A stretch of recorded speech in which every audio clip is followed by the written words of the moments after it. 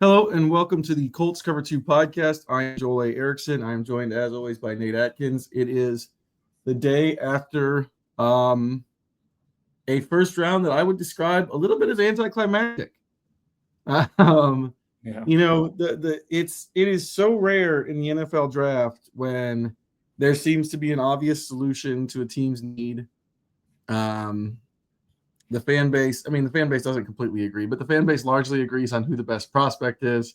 They know who they want, and the board just falls that way. If you are picking in the middle rounds, the way the Colts were picking at number 14.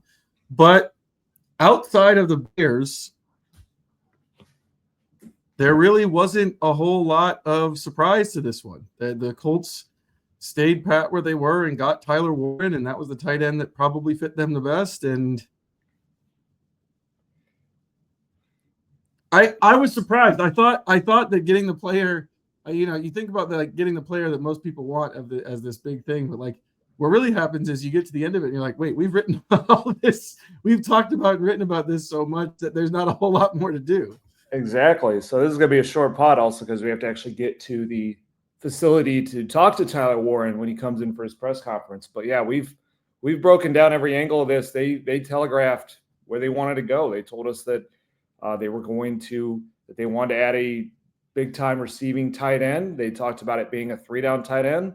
Chris Ballard raved about Jack Doyle and how much they've missed his ability to influence the defense as a 3-down player who could block and also run some routes and catch and be a Pro Bowl type well-rounded player.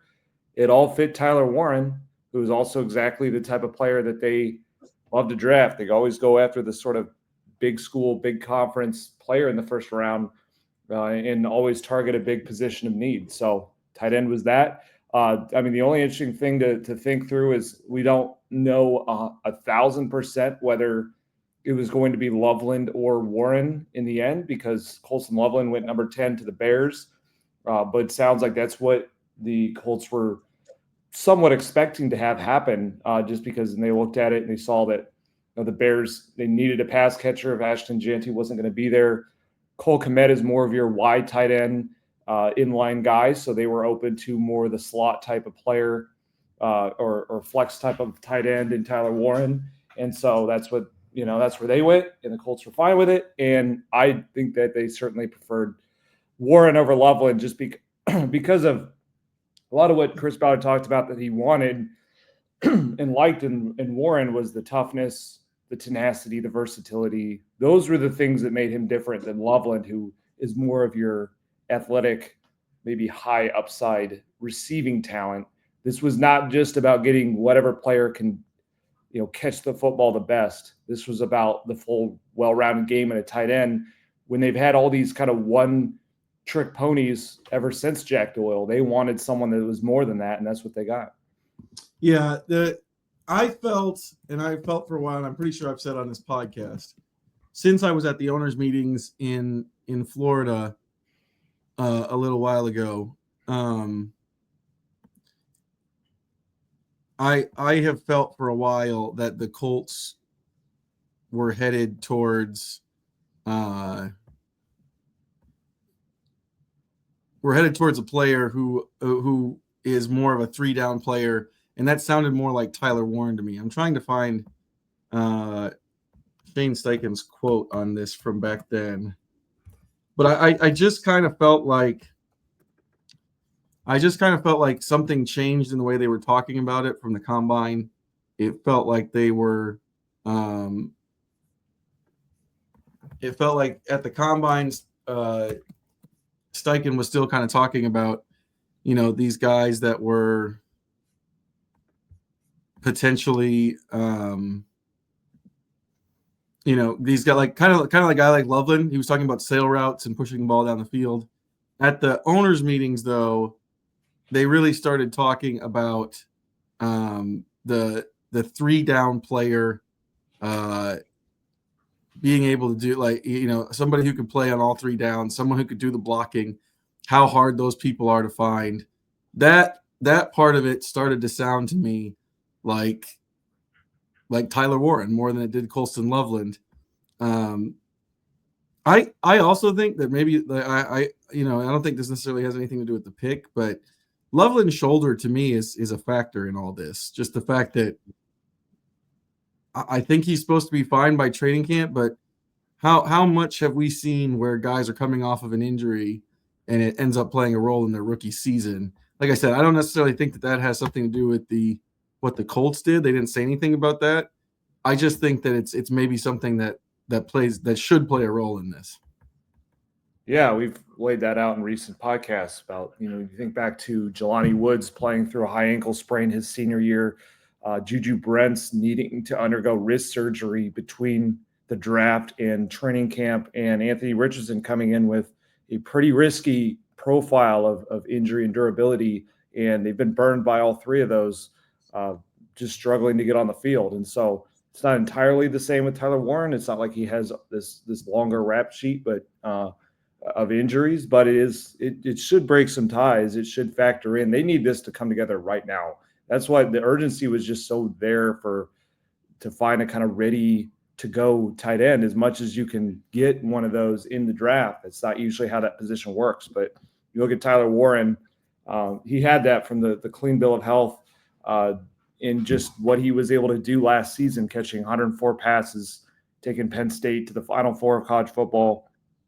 Like, this guy is ready to, and also they talked up his football IQ to be able to handle all the different assignments they threw at him. That's also a difficult part of the transition. Is a lot of tight ends just feel like they're overwhelmed in training camp with the offensive install because it's just so much more complex than at the college level, where most of them are either in a defined blocking situation or defined receiving role. And now they have to know kind of everything and be, especially with the way Shane Steichen wants to call plays and design plays at that position with, RPO and play action and, chip assignments before routes and all this kind of stuff, that it's just really hard to put on many rookies. But Tyler Warren on that level, I think is one of the best that we've seen coming into the league as far as being able to handle that and improve it by playing in a bunch of different positions. So I'm intrigued to see how Shane is going to build an offense through this, because the receiving is big. I mean, caught 104 passes. They need targets in the middle of the field. They need answers to zone coverage. They didn't have a lot of those. But I think the run game element is just as big with him, because the Colts have to get back to being a big-time rushing team and a lethal rushing team. They had moments last year where they were that, like against the Titans. Jonathan Taylor had some other moments. Maybe the early on against the Steelers, they looked really good, but they did not build out that identity. And some of it was quarterback coming in and out. But some of it was just like they just felt too limited in the personnel that they were putting out there. If they were going to live in 11 personnel, which they want to do with Josh Downs out there, and their other tight end was Kylan Granson, that's not a good personnel to run the ball in. But it's different now when it's Tyler Warren over Kylan Granson. Whereas you're still able to be a high-end, passing team, and it sort of lets Shane just put defenses in conflict a little bit more, either dictating the personnel they put on the field, whether it's nickel or base, heavy personnel or light, in addition to, penalizing them when they do make those choices. And last year they just were way too one-dimensional, I felt like. And a lot of that's, their passing game was bad, so that makes you one-dimensional, but also just the lack of tight ends who could do anything more than one very specific role.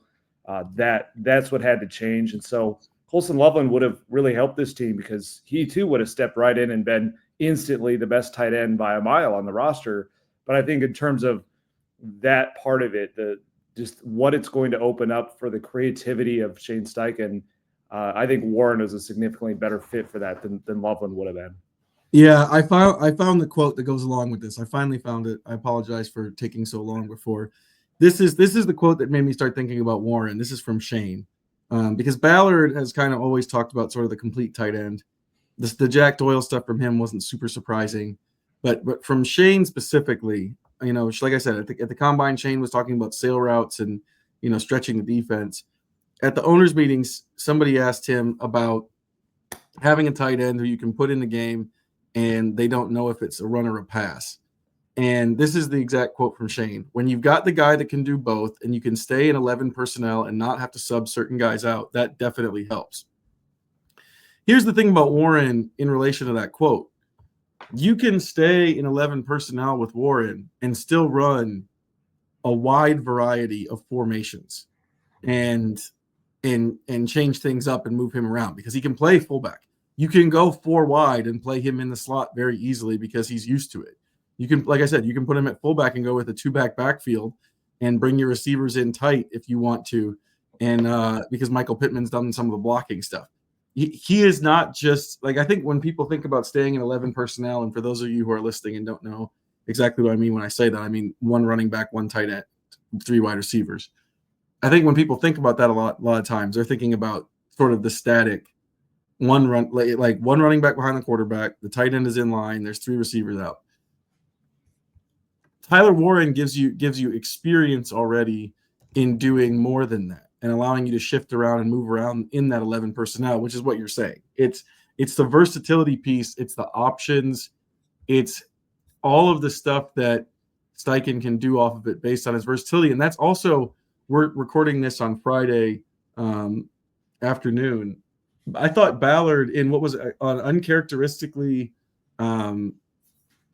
short press conference from him after a draft pick, the one thing that I thought he harped on more than anything was just that versatility and all the different stuff Warren has done in the past and can do. So that's a big piece of it to me. Yeah, and the thing too about it is, like, the Penn State manufactured up so many touches for Tyler Warren, partly because he was so good, partly because they really didn't have wide receiver talent on that team. And so there's some people who've looked at that and thought, he had maybe inflated stats because that's just not the way that, he's going to be able to do it at the next level. And no doubt he's not going to catch 104 passes this year. I don't think. I just don't see how that would work for him. But the thing about him is that, like, that ability to do more than just catch the football is important on a team that has 3 big mouths to feed in the passing game, has a developing quarterback, but wants to run the ball a ton. So the running is going to improve for all the reasons we laid out of where he can line up, how he can block, in 11 personnel and be an asset. But it's also the fact that, like, they're going to get him the ball on either run plays or plays that kind of have that feel to it, whether it's screens, shovel passes. That was a good amount of what Penn State did. And just last year, he had 26 carries for 218 yards and 4 touchdowns, 8.4 yards a carry in the best conference in college football. That isn't going to translate the entire same way at the NFL, where it's like defenders are so much faster. But there's going to be ways to do that when you get teams, in conflict in personnel where they're going to have 2 deep safeties at times when Alec Pierce is out wide because of what he can do. You're going to have times when there's so many eyes on Jonathan Taylor because of, the kind of force that he is. And Tyler Warren can be this guy who just kind of gets lost in the shuffle a little bit because a lot of what he does is his role is going to be very hard to predict one play to the next for a defense, where he could be chipping and going out in a pass pattern. He could be, he can motion a lot of different ways. He can line up, slot, inline, out wide, backfield. He can be a wildcat option at times. Don't be surprised when you see some of that. And the fact that he's played quarterback in high school, he's thrown a few passes, through 6 passes and threw a touchdown last year at Penn State. There's going to be little ways that just add touches to the offense. And that's going to be important because one point that you've made on here before is that as much as I think that they need to build out a running identity, there's only so much sustainable nature to giving tons of carries to, a running back and a quarterback like they did in that Titans game. The Colts ran hog wild over the Titans,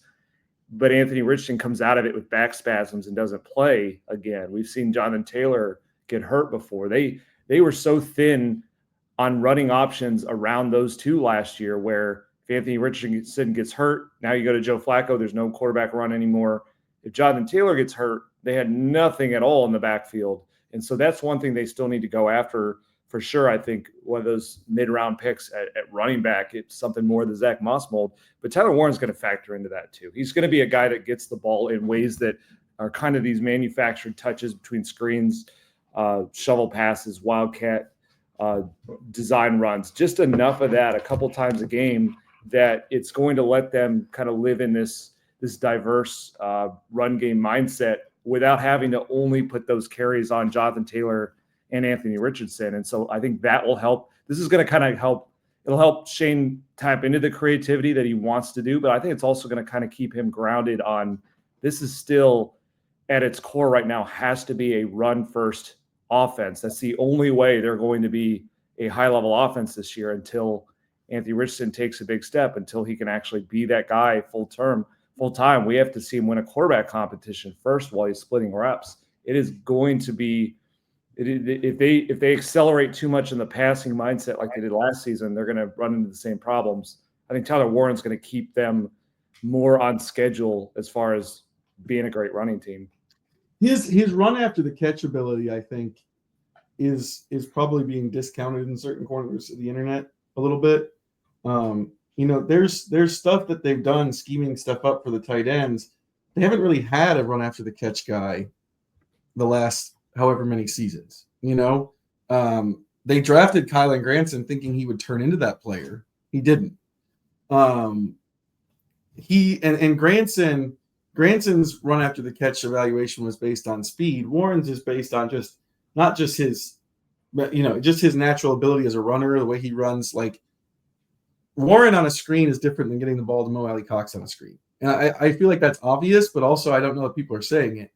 The same thing about some of those schemed up design throws to the tight end. Shane Steichen is good at those. Now, the Colts haven't been very good at hitting those over the course of the last year, both from a quarterback and tight end standpoint.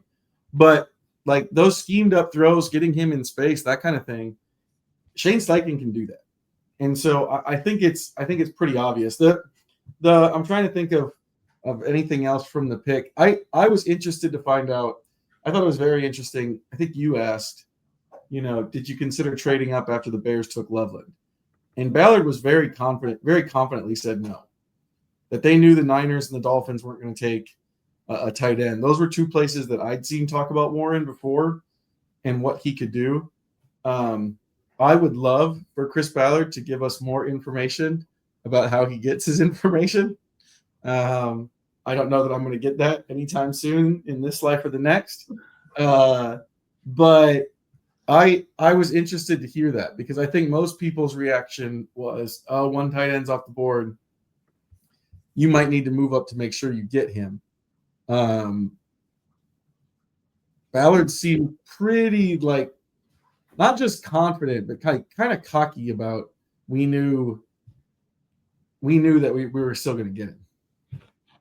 Yeah, and contrast it with last year, they were trying to move up to get, a big-time pass catcher. Now, granted, it was some guys that they knew flat out, like a Malik Neighbors type, that was definitely not going to make it to where they were. No question about it.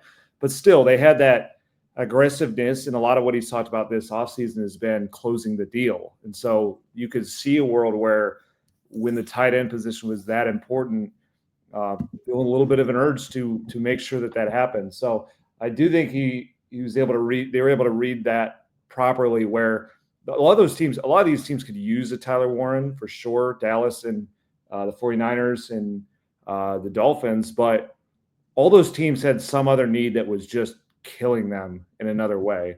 And so, like the Dolphins, for example, they ended up going with the defensive tackle, but if they didn't do that, secondary was such a huge thing for them.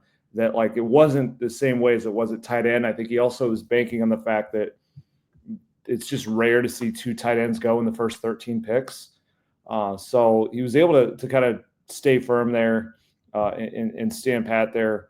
But yeah, it's interesting. I think it's also because there were some good ways to pivot here to end up getting the type of tight end they wanted because of two guys on the trade market in Dallas Goedert from the Eagles, Michael Mayer from the Raiders, and then Mason Taylor is the second-round prospect out of LSU that I thought fit them really well. So I think it was Warren was the other first-round type guy if that's where they felt like they had to go in the first round. I don't think they were looking at it necessarily that way. He was one of four other guys, I'm guessing, or around that number that they felt like could end up filling this void of the 3-down tight end that they're looking for. It's just a unique year to be able to do that. It's the opposite of last year where it was you're either drafting Brock Bowers or you're not going to get a tight end. And that's the bind they caught themselves in. Brock Bowers went 2 picks ahead of them. They rolled back their tight end room, and it was maybe the worst tight end room we've ever seen. Fun fact on that is, over the course of covering 3 different teams, I end up meeting a lot of, I have a lot of friends, a lot of cities that do this stuff. So when Colts play somebody, I end up seeing a lot of writer friends. And I can't tell you last season how many of them came up to me and went, "What on earth is up with this Colts tight end room, and how is it this awful?" Like, that was their gut reaction of watching this team play. So I've seen a little bit of fans who kind of take the approach of like, "Hey, our tight ends weren't that bad. It was all like the quarterback issues." And I just want to emphasize that this team got 3 different wide receivers to 800 receiving yards last year. Like, there are ways to produce if you're good enough at it.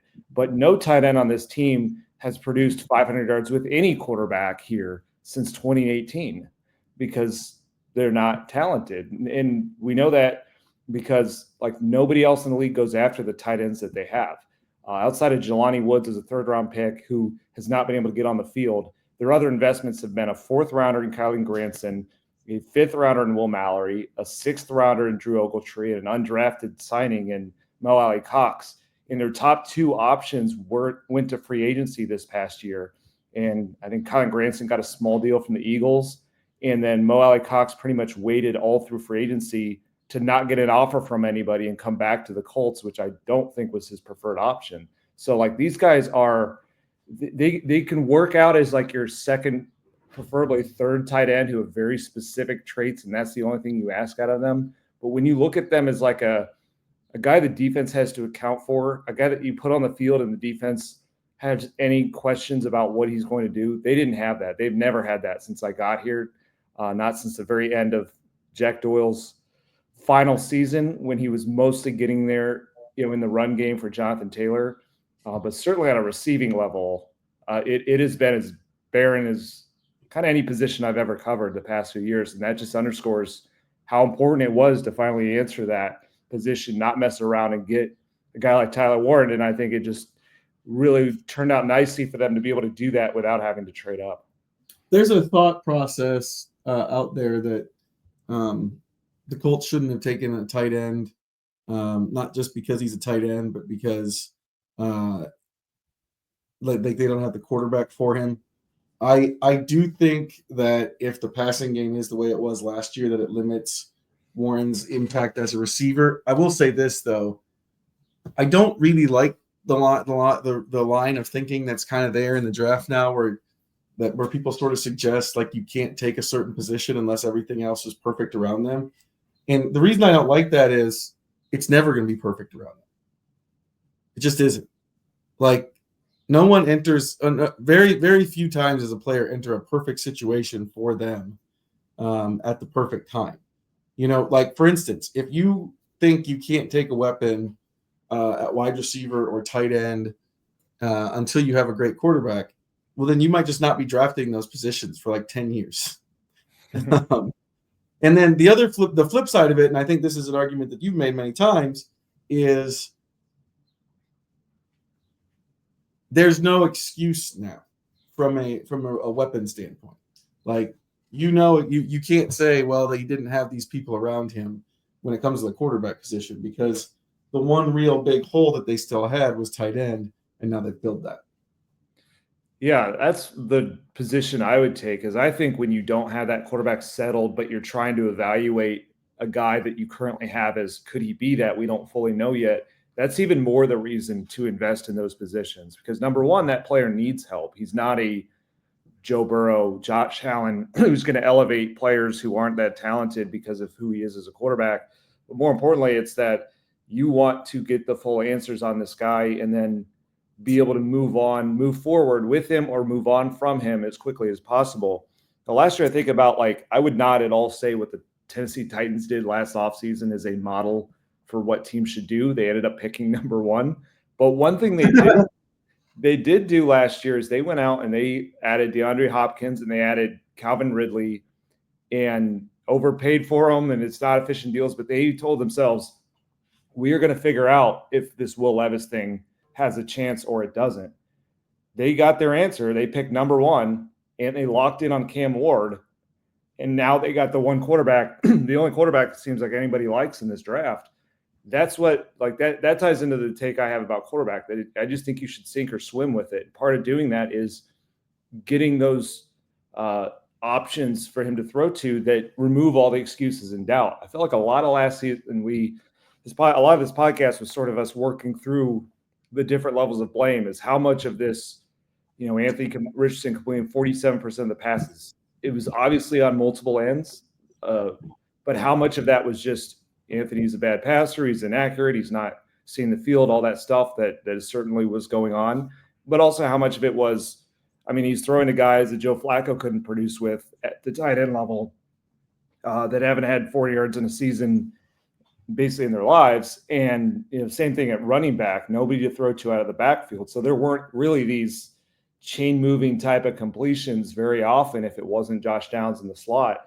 Now that's going to be there, at least at tight end, it's there. That's why they need to go out and get themselves a pass catching running back. And they've just got to set this up to where Anthony Richardson goes through this competition, ends up winning this job for week one. You hope and pray he stays on the field as much as he can durability wise, so that you get those answers where now you're like, hey, we have 3 800-yard wide receivers. We have one that can fly down the field. We have 2 that are pretty good possession type receivers. Now we have a tight end who can catch passes in a variety of ways. And then they need to add, a pass catching running back. And you do all of that. If you're, solid enough on the offensive line, which they have a little work to do there too, then it's on Anthony. And if he can't make strides within that, then you have pretty quick answers, and you get out of this mode of saying, well, it was, we also didn't design a good offense for him. We didn't have an identity. We didn't have a tight end. We didn't have a running back. Give all those things to him and then see what he does with it. Yeah, looking real quick through Flacco's 6 starts, there's a couple of okay by this group of Colts tight end standards games.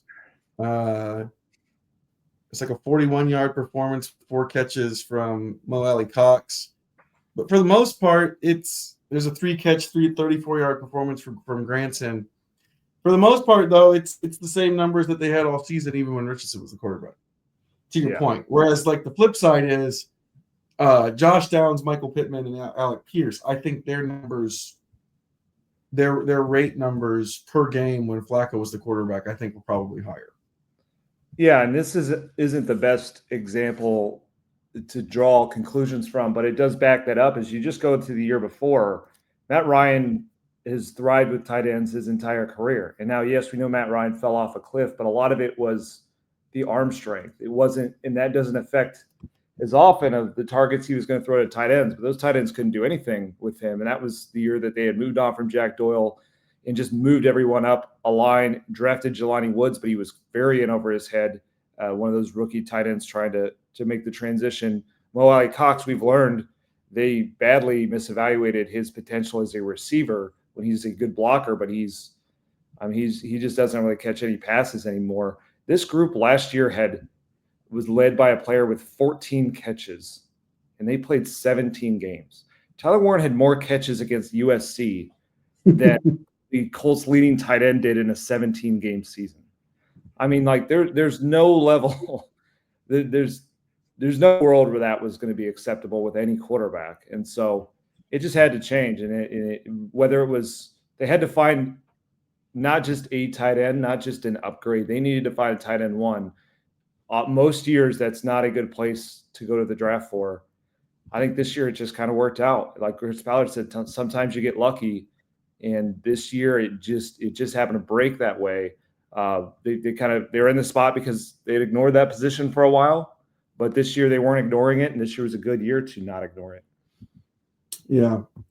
I don't have a lot more on Tyler Warren. We're going to do another podcast at the end recapping draft. Like I said, I think this fit's been pretty obvious from the start. I think what you want from him as a player has been fairly obvious. You make, like I said, you give up Loveland is sort of more of the I don't want to throw out a name here. Loveland is sort of more of the 15 to 20 to 25 yard guy in an offense than Warren is in terms of stretching the seam. But I think that there are ways for Warren to duplicate that. It just looks different. It just looks different from a schemed up spot, from a run after the catch spot. The pick made sense. The pick always made sense. And so, like I said, it's rare in the NFL draft for everything to sort of line up the way it works. And who knows if it's going to work out? They obviously every person who catches passes is dependent on what happens at quarterback. But at least from what we know now, it seemed like the obvious pick. Yeah, it's the one thing that they had to make sure happened in this draft. They have a lot of different ways they can go now. I mean, there's certain things they have to get. They have to get somebody to start at linebacker on the weak side. They have to get an option at right guard. But you feel pretty good that they're going to. There's not a specific round they have to go to at those guys, I don't think. They have to go in the trenches, D-line. There's going to be something there. They can trade down and add more of these picks to go after more of these, and maybe, not the latest rounds, maybe get a little better pass catching running back. They could trade up if there's just one guy who's really standing out at one of those spots, like an edge rusher, they're just shocked dropped or something like that. There's a lot of ways they can make this draft work now. If they had not gotten a tight end in the first round and then they didn't get Mason Taylor and they were just going to patch it together at tight end, that it would have been a failure of a draft. I wouldn't have cared what else they did. If they did not get a guy who has a chance to be a tight end one, it wasn't going to work, because not only is that position so bare here, this whole year has to be about moving Anthony Richardson in the right direction. That was the number one position to help that. The right guard is a helpful piece too. They need to answer that, but I still don't think it was as helpful for his progression as a tight end who can really help raise their ceiling in the run game and then give them an option against zone coverage and in the middle of the field and all this stuff that Anthony's just going to need to have there for us to learn if he can make these accuracy improvements. So they had one job and they did that one job. So now we're going to see, I think because of that, it's going to end up being at least a solid, acceptable draft. And now we'll see just how good they can get it to be. That's it for this edition of the Colts Cover-2 Podcast. We'll be back at the end of the draft with more thoughts on what the Colts do over the next 2 days. If you're listening to this, they're probably already in it by the time this gets up on the site. But we're taping this on Friday before the second round starts. We'll see what happens. We'll see what the Colts come away with. This is the guys from the IndyStar signing off.